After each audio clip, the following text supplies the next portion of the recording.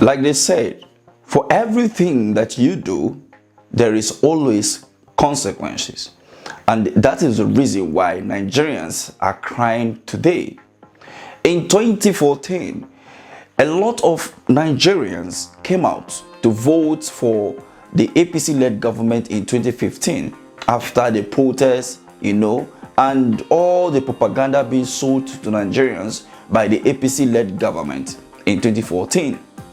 But the truth of the matter is that in 2023, Nigerians had the opportunity to change the narrative. But unfortunately, it happens that the election was, all about grabbing, snatch it, and run with it. And today, impose the backwardness that this particular APC-led government brought upon them since 2015.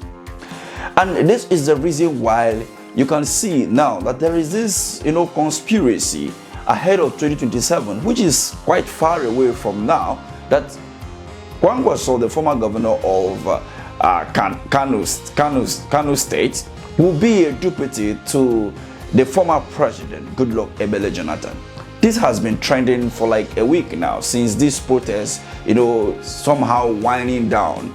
We all understand that the protests came to an end yesterday to some people, while others believe that protests continue until the government yields to their own demands.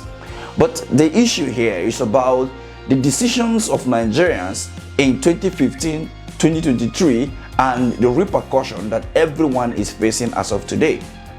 Femi Falana had this to say. The right thing to do is to reject the prescriptions of the IMF and the World Bank. Remove fuel subsidy, float your currency, and so on and so forth, which have never assisted any country to develop. There is a group of countries, there are countries in the world today, insisting that we are not going to be tied to the American dollars. We want to trade among ourselves in our currencies. Those countries are in BRICS: Brazil, India, Russia, China, and South Africa. Others are joining them. Saudi Arabia has joined them, UAE, Ethiopia, Egypt, and others. Nigeria is not there. We cannot be more Catholic than the Pope. If friends of the West are joining BRICS, why are we not there? So that we can trade. Countries, Nigeria and other countries can trade in their currency. We trade in Naira. And then when you look at what Fanala said and what is happening in Nigeria today and West Africa as a whole, you will begin to ask yourself questions like, what is actually the reason why the current government is not looking at the opportunities that are there before Africans, in order to boost their economy as well as increase their levels of development? I don't know. When you look at the current situation of our crude, which we no longer have access to because of the fact that the last administration borrowed money up to $3 billion and using our crude oil as a security, meaning whatsoever that they are extracting as of today, we cannot make any form of profit or anything out of it, because let me say, when you borrow your future to use in the present, then what happened?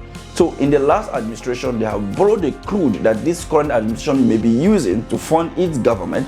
So right now, there is also a news that this government is trying to also do same in order to collect almost $2.5 billion. So when you look at these and then you look at the situation with BRICS, where you'll be able to trade within your currency and within Africa, to encourage trade within Africa, and then Nigeria is not part of that particular organization, you begin to ask yourself a question: what are we actually trying to achieve at the end of the day? What is the goal of our leaders?